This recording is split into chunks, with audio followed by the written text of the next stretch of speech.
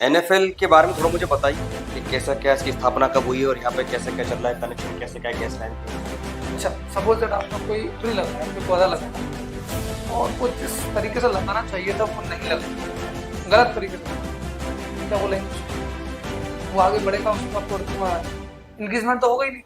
हाँ। तो आपने मेथड गलत यूज कर लिया, क्या बोलेंगे? आपका ट्री भी लगना है और आप ये दोनों प्राप्त करते हैं। तो कौन कौन सी स्पीसीज का चयन करें आपके बालाघाट जिले में?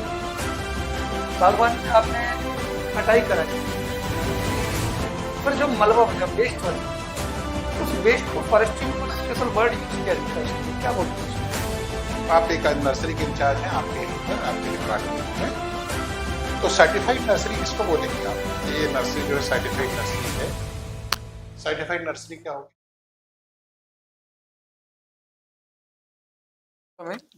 आइए, good evening sir. Good evening sir. Good evening sir. बैठिए। बैठिए वरना thank you sir.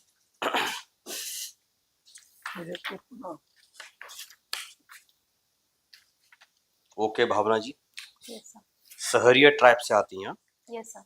Sahariya tribe के बारे में कुछ विशेष जानकारी बताइए थोड़ा। सहरिया ट्राइब एमपी की one of the primitive tribal group, primitive vulnerable tribal group, sorry sir, हाँ, one of the primitive vulnerable tribal group vulnerable क्यों है? सर, वनरेबल ट्राइबल ग्रुप वो ट्राइब्स हैं जो पर्टिकुलर ट्राइब से पीछे रह गए हैं, जिसे इकोनॉमिक बैकवर्डनेस जिसका एक क्राइटेरिया है, pre agriculture technology, low literacy live and declining या स्टैग्नेंट पॉपुलेशन। ओके ओके, बहुत बढ़िया। चलिए, आप राघुगढ़ गुना से रिलेटेड हैं। राघुगढ़ के एक फेमस नेताजी का नाम बताइए जो पहले सीएम रह चुके हैं एमपी के। माननीय दिग्विजय सिंह जी। माननीय दिग्विजय सिंह, उनके सुपुत्र इस समय राजनीति में काफी सक्रिय हैं, उनका नाम क्या है? यस सर, माननीय जयवर्धन सिंह जी, जो वर्तमान में वहाँ के तो वो वहीं से हैं इस समय एमएलए? Yes sir. ओके, बहुत बढ़िया। आपका स्थायी पता वैसे विजयपुर का है ना? ऐसा, नेशनल फर्टिलाइजर लिमिटेड, ठीक है, एनएफएल। एनएफएल के बारे में थोड़ा मुझे बताइए। एनएफएल के बारे में थोड़ा मुझे बताइए कि कैसा क्या इसकी स्थापना कब हुई और यहाँ पे कैसा क्या चल रहा है, कनेक्शन कैसे क्या गैस लाइन पे, ये सारी बात। नेशनल फर्टिलाइजर लिमिटेड इंडिया में सेकंड रैंक रखता है यूरिया प्रोडक्शन में। इसके नेशनल फर्टिलाइजर लिमिटेड का जो विजयपुर प्लांट है उसमें दो प्लांट है, Vijaypur 1 and Vijaypur 2। With NFL के 35.5 मिलियन टन उसका ये टोटल प्रोडक्शन है ईयर का। ये इसके साथ यूरिया के साथ ये 4 बायो फर्टिलाइजर प्रोड्यूस करता है, एज़ैक्टोबैक्टर, राइजोबियम एक्सेट्रा। और एनएफएल किसान खाद के नाम से अपना ब्रांड निकालता है यूरिया का। किसान नाम से? यस बहुत बढ़िया, ठीक है। और एनएफएल एक ओवर अचीवर है अपने प्लांटेशन में, जो 33% की जो डेडलाइन, सॉरी सर, जो 33% की थ्रेशोल्ड दिया हुआ है प्लांटेशन में, उसमें एनएफएल अचीवर अपना ग्रीन क्रेडिट जो है अचीव कर चुका है 65% ऑफ प्लांटेशन। गुड गुड, बहुत बढ़िया। अच्छा, आप एचवीजे पाइपलाइन के बारे में जानती हैं? क्या है ये? Hazira Vijaypur Jagdishpur natural gas pipeline है, जो हजीरा गुजरात से लेकर विजयपुर, जहाँ पर गेल प्लांट सिचुएटेड है, और जो जगदीशपुर जो यूपी में सिचुएटेड है, वहाँ पर जगदीशपुर यूपी में कि बिहार में? हिस्ट्री में आपने पढ़ा होगा कुंवर चंद सिंह के बारे में। Yes sir. एक कुंवर साहब थे ना, जिन्होंने 1857 के युद्ध में पार्टिसिपेट करा था। कुंवर सिंह। यस सर, के प्लेस पर है यार। चलो खैर, कोई दिक्कत नहीं। आपने कृषि अभियांत्रिकी से अपना स्नातक किया हुआ है ना? ऐसा, बिल्कुल। कुछ एग्रीटेक स्टार्टअप के बारे में मुझे बताइए। Sir, as pollution and population both are growing, so agriculture और forest से related जैसे प्रोडक्ट हो सकता है जो कार्बन सिक्वेस्ट्रेशन का यूज कर सकते हैं। फॉर एग्जांपल, बी हिव्स के द्वारा जो एनर्जी पॉल्यूटेंट्स एक्सट्रैक्ट कर सकता है, उसका एक प्लांट वर्क किया गया है। और एग्रीटेक फॉरेस्ट्री में भी काफ़ी इम्प्लीमेंट किया जा सकता है। And agritech mechanisation, first of all mechanisation, soil and water conservation में फॉरेस्ट ट्रीटमेंट प्लांट्स होते हैं, फॉरेस्ट ड्रेन्स डैम्स होते हैं, जिसके अंतर्गत जो ग्रासेस होती हैं उसे सॉइल एंड वाटर कंजर्वेशन में किया जा सकता है। सॉइल कंजर्वेशन के लिए फॉर एग्जांपल जो रिले गली या रिले इरोजन होता है, उस पर ग्रासेस प्लांटेशन जो एग्रीटेक और मैकेनाइजेशन उसको कंट्रोल किया जा सकता है। ओके, थोड़ा वेग जा रहा है लेकिन कोई दिक्कत नहीं है, लेकिन मैं आपसे एक चीज जानना चाहूंगा, यस सर। वो ये कि जैसे आपने सुना होगा एग्रीकल्चर को लेकर चर्चा चल रही है ना। Yes. एग्रीकल्चर हमारे इंडिया काफी पिछड़ा हुआ है, बहुत ट्रेडिशनल, बहुत बैकवर्ड है कि नहीं ऐसा? अब आपने अभियांत्रिकी में इसमें अपनी जो है स्नातक वो की हुई है। Yes sir. मैं सिर्फ इतना जानना चाह रहा हूँ कि आप ऐसे क्या टेक्नोलॉजी यहाँ डेवलप करके दे सकते हैं अपने किसानों को देश के, कि वो प्रोडक्शन को क्या एटलीस्ट 3 टाइम्स to 5 टाइम्स के करके इंक्रीज कर रहे है ना। आपने एक कहावत सुनी होगी, उत्तम खेती मध्यम वाण, यस सर। ठीक है, अधम चाकरी भीख निदान, ऐसा करके ओके खेती सर। को तो उत्तम माना जा रहा है कि नहीं इस हिसाब से। तो आप किसानों के लिए ऐसी कौन सी टेक्निक उन्हें बना के दे सकते हैं जिससे उनका जो प्रोडक्शन है वो 3 से 5 गुना बढ़ जाए, क्योंकि कहीं ना कहीं प्रोडक्शन में कमी तो आ रही है, तभी क्या है जो सिस्टम है एग्रीकल्चर का, जो उसका कंट्रीब्यूशन है जीडीपी में, उतना निकल के नहीं आ पा रहा है। ऐसा first of all sir, mechanise जो एग्रीकल्चर इंजीनियरिंग की एक ब्रांच होती है फार्म मैकेनाइजेशन, तो कुछ कुछ फील्ड एरिया अभी भी ऐसे रह गए हैं जहाँ पे मैकेनाइजेशन यूज नहीं हुआ है। जी। अभी इंट्रोडक्शन की जैसे किया गया है oil, onion and garlic digger या जिंजर डिगर, और दूसरा कह सकते हैं कि agri processing industries, agriculture India में एग्रीकल्चर का आधे से ज़्यादा मतलब around 30% of the vegetable and fruits waste हो जाते हैं without any processing.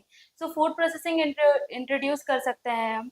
And third is अच्छा, सॉइल। ये आपने जो बताया कि वेस्ट हो जाता है, इसका मेन रूट कोज क्या है वेस्ट हो जाने का? सर मुख्य इसका कारण मेन क्या? ये सर इसका मेन कारण है कोल्ड स्टोरेज और स्टोरेज का ना होना, ना होना कि ये कमी होना? कमी होना। हम्म, मतलब ये जो मतलब लार्ज स्केल फार्मर्स के पास तो ये स्टोरेज अवेलेबल है, लेकिन इंडिया में maximum around 60% small and marginal farmers exist करते हैं, तो उनके पास ये कोल्ड स्टोरेज और ये स्टोरेज पैक हाउसेस, प्याज हाउसेस ये अवेलेबल नहीं है। तो फर्स्ट ऑफ ऑल मैं अफोर्डेबल प्याज हाउसेस एंड स्टोरेज को मैं लाना चाहूंगी। अच्छा अच्छा, ठीक। अभी आप करेंटली ग्रामीण उद्यान विस्तार अधिकारी के पद पर पदस्थ है ना, ऐसा? कहाँ पर है आप ये समय? अशोकनगर में। ओके, अशोकनगर जिला है या फिर किसी जिले के अंतर्गत आता है? सर अशोकनगर जिला है। ओके, तो अशोकनगर का कुछ फेमस जो आप जानते हो? यस सर, अशोकनगर जियो फेमस, अशोकनगर का पहला फेमस है जी फर्स्ट एमपी का first GI tag that is Chanderi saris, और सेकंड है थोबो सिद्ध मंदिर जो जैन पिलग्रिम को बिलोंग करता है, जिसमें 24 जो उनके 24 प्रीचर्स हैं उनके बारे में उनकी मंदिर है। तीसरा है आनंदपुर साहिब का, आनंदपुर साहिब जो Aditya yes sir, and third is two main inscription which was found on the river Triveni, which belong to Kumar Gupta. Okay okay, ठीक है, बढ़िया। आपने अपनी एक हॉबी दी यहाँ पे बागवानी। Yes sir. बागवानी में आपको क्या करना पसंद है? सर बागवानी में first of all I love to weeding करना सबसे पहले, और ना कुछ ऑर्नामेंटल प्लांट्स लगाना, और जो भी आवश्यकता अनुसार जो भी वेजिटेबल्स अगर मेरे पास अगर सीड अवेलेबल है तो उनको ग्रो करना। Yes sir. अच्छा, आप बागवानी का यूज किसानों के लिए कैसे कर सकते हैं कि इससे उनकी जो लाइवलीहुड है वो थोड़ी और सुधर जाए, उनको थोड़ा और पैसा है? आप देखना जनरली हमारे इंडिया का जो किसान है ये अभी भी क्या है, जो ट्रेडिशनल क्रॉप्स हैं जैसे कि वीट है, राइस है, इन्हीं के पीछे भाग रहा है, और इन्हीं को जनरली उगाता है, उसकी जो जनरेशन आती है वो भी यही काम करती है। Yes sir. जबकि अच्छा खासा प्रोडक्शन कहाँ पर हमको फ्रूट्स में मिल सकता है, फ्लोरिकल्चर मिल सकता है, यस सर। पोमोकल्चर, फ्लोरिकल्चर, और आपका जो हॉर्टिकल्चर यहाँ मिल सकता है। Yes sir. तो किसान वहां ज्यादा क्यों नहीं जा रहा? जबकि यहाँ कुछ ही लिमिटेड किसान है उस जगह पर जो अच्छे पैसे वाले किसान है, लेकिन जो बाकी के मार्जिनल किसान है वो ये चीज नहीं कर पा रहे। सर उनके लिए आप क्या सजेशन देंगे कि वो चीज फॉलो करके पैसा बना पाए अपने? Yes sir. जी। सर फर्स्ट ऑफ ऑल कि जो हॉर्टिकल्चर क्रॉप्स हैं वो सेंसिटिव होती हैं और पेरिशेबल होती हैं, इसकी वजह से किसान उनको ज़्यादा मेंटेन नहीं कर सकता। एंड सेकंड जो हॉर्टिकल्चर क्रॉप्स इंक्लूड करती हैं वो जैसे फ्रूट ट्रीज हो गई, फ्रूट ट्रीज का जेस्टेशन पीरियड ज़्यादा होता है, तो ओके, इतना वो स्मॉल स्केल या मार्जिनल फार्मर से तो बहुत अफोर्ड बढ़िया, नहीं कर पाता है। बहुत बढ़िया। इस वजह से तो मैं लेकिन जनरली जो भी किसान मुझसे संपर्क करते हैं, मैं उनको जनरली फ्रूट क्रॉप्स के लिए प्रोत्साहन करती हूँ कि आप अपने मेड़ पर या जो भी आपका बेस्ट लैंड है वहाँ पे लगाइए आप हॉर्टिकल्चरल क्रॉप्स, ताकि आप आपकी इनकम के साथ आपकी जो न्यूट्रिशनल वैल्यू है फैमिली की लाइफस्टाइल की वो ग्रो कर सकें।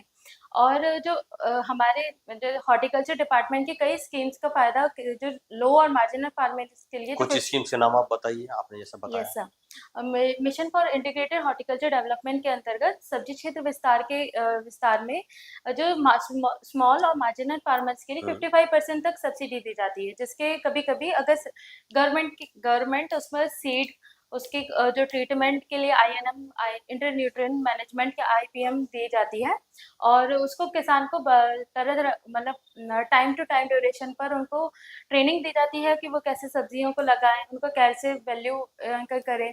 दूसरे होती है कि मसाला क्षेत्र विस्तार, जिसके अंदर धनिया उगाया जाता है अशोकनगर जिले में, जिसमें उनको सीड प्रोडक्ट अच्छी क्वालिटी का सीड प्रोवाइड किया जाता है, अच्छा प्रोडक्शन आ सके, उसके लिए उसके INM IPM दोनों दी जाती हैं। तीसरा आता है फल क्षेत्र विस्तार, जिसके अंदर प्रेजेंटली में आम, नींबू और गुआवा जामफल के पौधे सरकारी नर्सरी से प्रोवाइड किए जाते हैं। उनको पहली किस्त 24,000 की दी जाती है। अगर सेकेंड ईयर में 90% तक पौधे बचते हैं तो उनको 8,000 की दूसरी किस्त दी जाती है, और ये फिर अगर थर्ड ईयर में भी अगर ये कंटिन्यूस रहता है तो 8,000 की किस्त दी जाती चलिए है। बढ़िया, आपने इकोनॉमिक सर्वे के सारे डेटा ऐसे बता दिए, बहुत बढ़िया। अच्छा एक चीज बताइए, जैसे आप फॉरेस्ट सर्विस में समय एंट्री करने जा रही हैं, ऐसा है ना, ऐसा फॉरेस्ट का यूज आप कैसे कर सकती हैं गवर्नमेंट का रेवेन्यू बढ़ाने के लिए? मतलब आप कैसा क्या कर सकती है फॉरेस्ट फील्ड में आके, जिससे क्या हो जो गवर्नमेंट का रेवेन्यू बढ़ जाए? Sir, for the last 3 months मैंने गवर्नमेंट नर्सरी पे असिस्ट किया है, जो हॉर्टिकल्चर नर्सरी होती है। तो मैंने वहाँ पर प्लांटेशन, सीड और कैसे कलेक्ट किया जाता है विदाउट एनी फाइनेंशियल असिस्टेंस मैंने काफ़ी सारे प्रोडक्शन कर चुका है। तो नर्सरी से जो रेवेन्यू कर सकते हो वो एक पॉइंट हो सकता है यहाँ पर। और सेकंड इज कि जो कम वैल्यूएबल फॉरेस्ट इंक्रीज कर सकते हैं, कुछ ऐसी वैल्यूएबल स्पीशीज को इंट्रोड्यूस किया जा जैसे सकता है। एग्जांपल जैसे चिरौंजी बरसूनिया लजान का जो एरिया है, या जो अब जंगलों में इतने कम होते जा रहे हैं, तो उनका हम उनको प्रोत्साहन कर सकते हैं कि वो लगाएं, ताकि उनको, क्योंकि मार्केट रेट और जिसका MSP है गवर्नमेंट ने वो डिफाइन कर रखा है। एंड दैट्स ऑल आई चलिए कैन ठीक, रिकॉल सर। बढ़िया, बहुत बढ़िया सर। सर यस भावना जी, आपका जो फील्ड है वो हॉर्टिकल्चर है ना? तो ये मुझे सोशल फॉरेस्ट्री के बारे में बताएं। सोशल फॉरेस्ट्री टर्म सर 1968 में जैक वॉस्टोवी ने इंट्रोड्यूस किया गया था। इसका मेन उद्देश्य सरकार समाज के सपोर्ट से फॉरेस्ट एरिया या फॉरेस्ट कवर को इंक्रीज करने का मेन उद्देश्य था। सोशल फॉरेस्ट्री में कौन कौन से कुछ और टर्म्स हैं जो सोशल फॉरेस्ट्री कवर करेंगे? क्या करते हैं सोशल फॉरेस्ट्री में? फॉरेस्ट को कवर को बढ़ाना है। Yes sir. तो out of forest area activities है ना, कि Yes, sir. अंदर फॉरेस्ट के अंदर के? Yes sir. सोशल फॉरेस्ट्री में सर रिक्रिएशनल फॉरेस्ट्री इंक्लूड की जाती है, एक्सटेंशन ऑफ फॉरेस्ट एरिया, जैसे डिग्रेडेड लैंड्स को फॉरेस्ट कवर इंक्रीज करने के लिए यूज किया जा सकता है। Then it is urban forestry, urban areas में फॉरेस्ट कवर बढ़ाने के लिए वर्क किया जाता है। Then it is farm forestry, farm forestry भी सोशल फॉरेस्ट्री का ही रूप है, जिसमें फार्म लैंड पर एक ब्लॉक में एरिया ट्रीज या उनको कल्टीवेट किया जाता है ताकि उनका फॉरेस्ट कवर बढ़ सके इस एरिया का पर्टिकुलर। ये जो ब्लॉक प्लांटेशन सुनते हैं सोशल फॉरेस्ट्री में, ब्लॉक प्लांटेशन, फार्म फॉरेस्ट्री नहीं, ब्लॉक प्लांटेशन, यस सर। ये क्या होता है ब्लॉक प्लांटेशन? सब इसमें जो किसान या जो भी पर्सन होता है वह अपने फार्म के एक ब्लॉक में लगाता है। फॉर एग्जांपल एग्रो फॉरेस्ट्री में जो ट्री प्लांट्स होते हैं वो इसका एक पर्टिकुलर एरिया होता है, ब्लॉक में इसे साइड वाइज यूज किए जाते हैं। इसमें फार्म फॉरेस्ट्री में जो प्लांट्स प्रोवाइड किए जाते हैं वो फॉरेस्ट डिपार्टमेंट प्रोवाइड करता है। I am sorry sir. अच्छा, फार्म फॉरेस्ट्री करना है किसी को, वो आपके पास आया, उसको फार्म फॉरेस्ट्री करना है, क्या स्पीसीज है जिसको आप सजेस्ट करेंगी फार्म फॉरेस्ट्री में? सर फर्स्ट ऑफ ऑल मैं बैम्बू या बांस को रिकमेंड करूंगी, क्योंकि वो रेवेन्यू जनरेट करने में हेल्प करेगा किसान को। और अब वैसे भी इंडियन फॉरेस्ट एक्ट 2017 के अमेंडमेंट से उनको निर्यात और उस करने में कोई डिफिकल्टी नहीं होगी। सेकंड स्पीशीज मैं रिकमेंड करूंगी कटहल या सॉरी एग्रो फॉरेस्ट्री में यस सर आपका ट्री भी लगना है और ये जो क्रॉप्स क्रॉप, ये दोनों क्रॉप लगनी है, तो कौन कौन सी स्पीशीज का आप चयन करेंगे आपके बालाघाट जिले के लिए? बालाघाट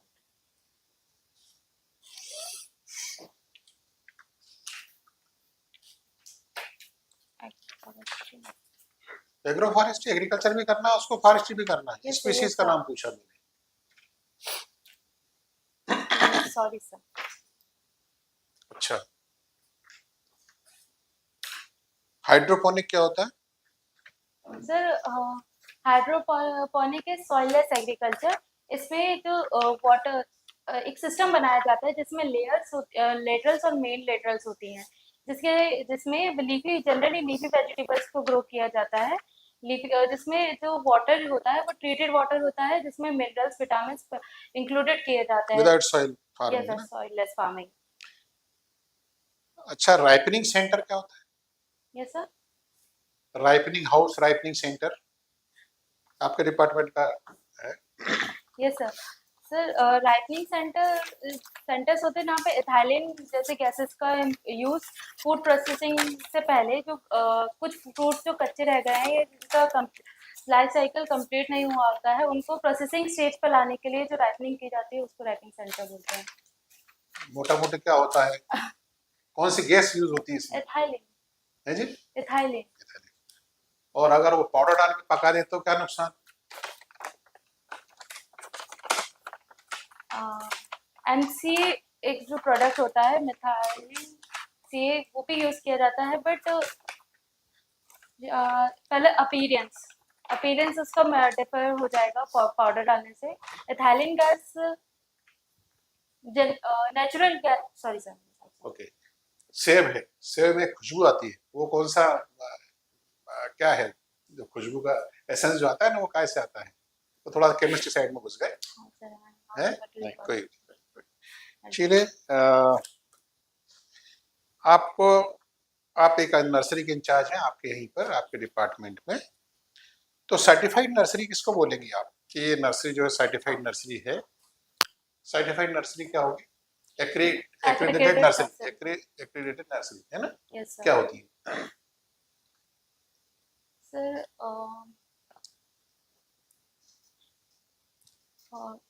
जो स्पेसिफिकली उस नर्सरी पे जो प्लांट के स्पेशल फीचर जियोमार्फिक या जो भी फिनोटाइप फीचर्स जो स्पेशली उसी नर्सरी पे हो वो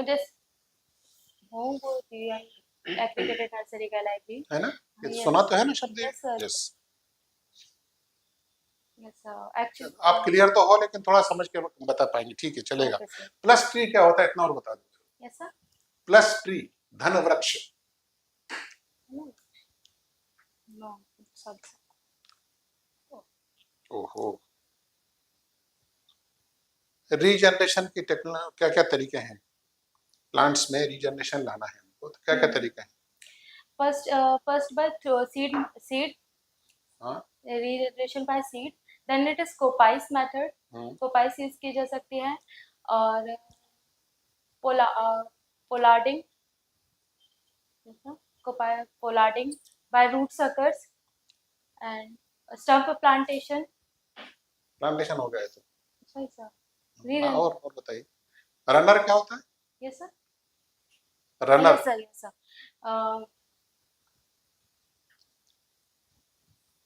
प्लांट के जो एडवांटेज रूट्स या एडवांटेज ब्रांचेस होते हैं जिनका जो सरफेस पे रन कर कर ऐसे न्यू प्लांट रीजनरेट कर सकते हैं, वो उनके रनर्स कहलाते हैं। और सकर्स क्या होंगे? Root sucker.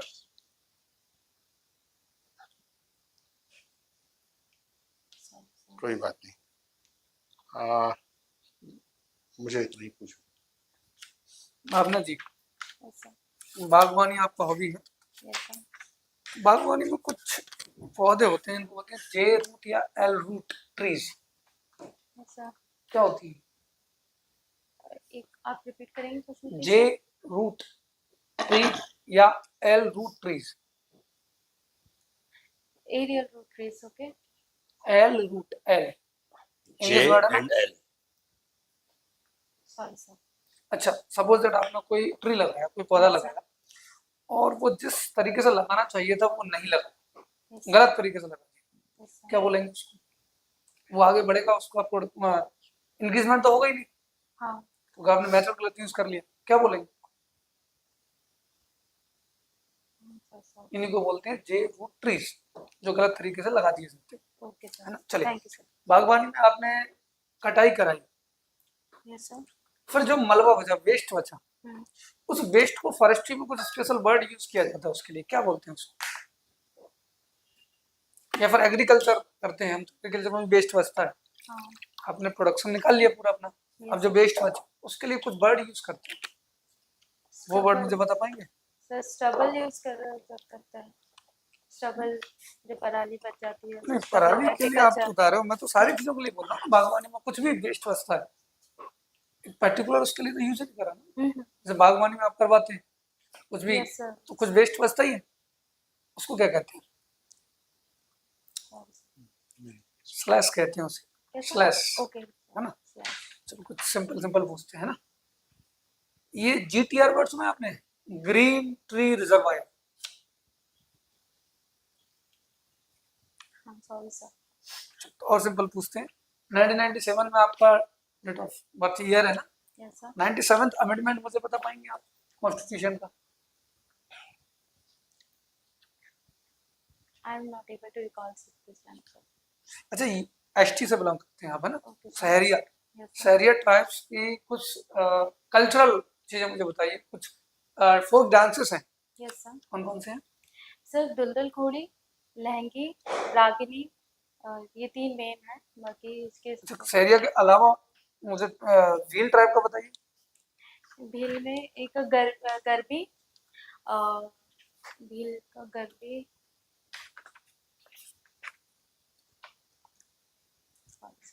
कोई बात नहीं। अशोकनगर में आप हैं, चंदेरी का नाम आपने लिया, चंदेरी में एक फेमस देवी टेम्पल है, यस सर, कौन सा है? Karila Mata Mandir Karila Mata Mandir. And Kadwaya group of temple. Chanderi में बोला है मैंने, सॉरी सर, आप करीला माता कहाँ बता रही हैं? सॉरी सर, जो जागेश्वरी माता मंदिर। क्यों फेमस क्यों हुई है, कुछ इससे जुड़ा हुआ है? सर जोगेश्वरी रिसेंटली माननीय मुख्यमंत्री मोहन सिंह जी ने वहाँ पे जोगेश्वरी लोक तो आज अभी पहले से क्या चल रहा है, क्यों फेमस? ऐसा बोला जाता है कि माता वहाँ पे अपने जागते हुए रूप में विराजमान करती हैं। वहाँ के जो राजा थे, वहाँ जागेश्वरी माता ने टाइम सुबह मंदिर बनने का समय ना आकर उनको पहले ही दर्शन दे दिए, तो वो जिस रूप में है उसी रूप में स्थापित हो गई। Agriculture, engineering, yes sir, extensive farming and intensive farming, yes sir. बताइए दोनों क्या है, इंडिया में कौन सा ज्यादा यूज होता है, एक्सटेंसिव एंड इंटेंसिव?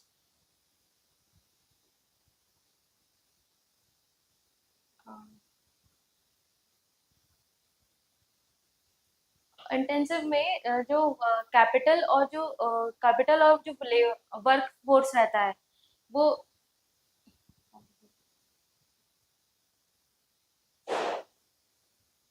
सर नहीं यार, कोई ड्राईलैंड फार्मिंग क्या है? ड्राईलैंड फार्मिंग वह फार्मिंग जिसमें मिनिमम जो वाटर वाटर सोर्सेज की अवेलेबिलिटी अगर जिस एरिया में है वहाँ पर ड्राईलैंड एग्रीकल्चर किया जाता है, जिसमें उन्हीं स्पीशीज या उन्हीं सीड्स या उन्हीं वैरायटी का यूज किया जाता है जो जिनके वाटर रिक्वायरमेंट कम तो हो। मिलेट्स का मिलेट्स प्रोडक्शन हो करते हैं, गए तो या मिलेट्स में कितने, इंडियन गवर्नमेंट के अकॉर्डिंग मिलेट्स में कितने क्रॉप्स आते हैं? अभी मिलेट ईयर हाँ अनाउंस किया था ना हमने, 2023 हाँ, तो उसमें कितने मतलब क्रॉप्स इंक्लूडेड थे मिलेट्स? नहीं आ पा रहा है। ऐसे मुझे ये बताइए, बड़ा सिंपल सा question, what is green revolution? Agriculture engineering है, बागवानी है, तो आपसे अच्छा तो कोई बता ही नहीं सकता।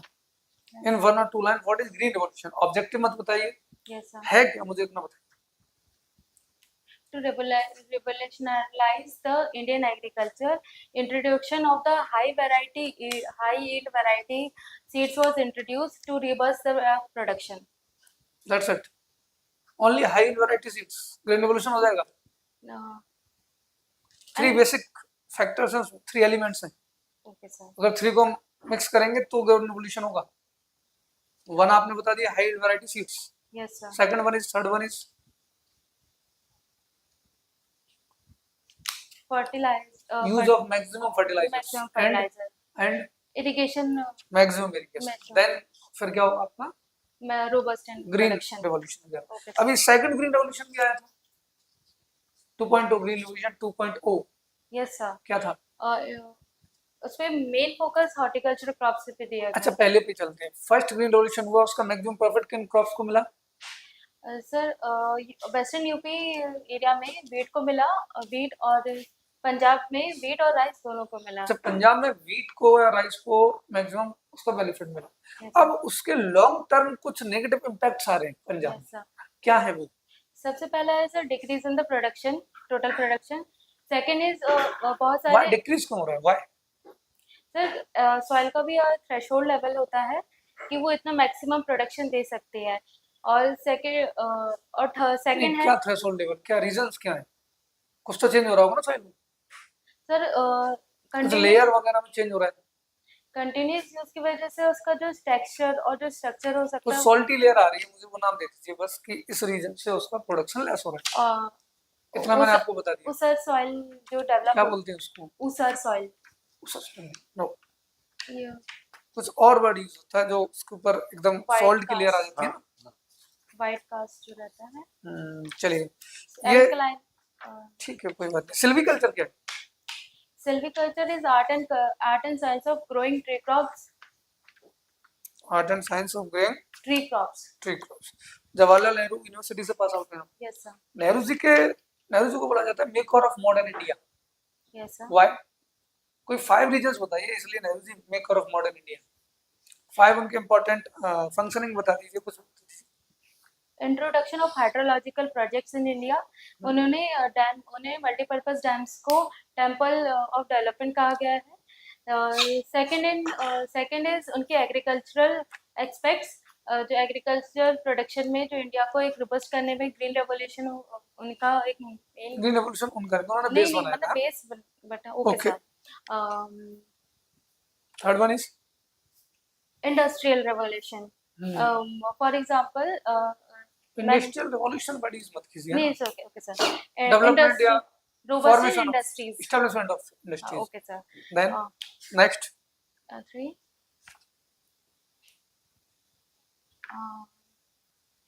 along with this फॉरेस्ट में भी फॉरेस्ट एंड एनवायरनमेंट को लेकर भी उन्हें काफी स्टेप्स लिए गए थे, जिसमें फॉर 1950 से स्टार्ट किया वन महोत्सव उन्हीं के अंडर में लिखकर। Okay sir, sorry sir. what is name non alive movement सुना है? नेहरू जी का है, उनकी फॉरेन पॉलिसी रिलेटेड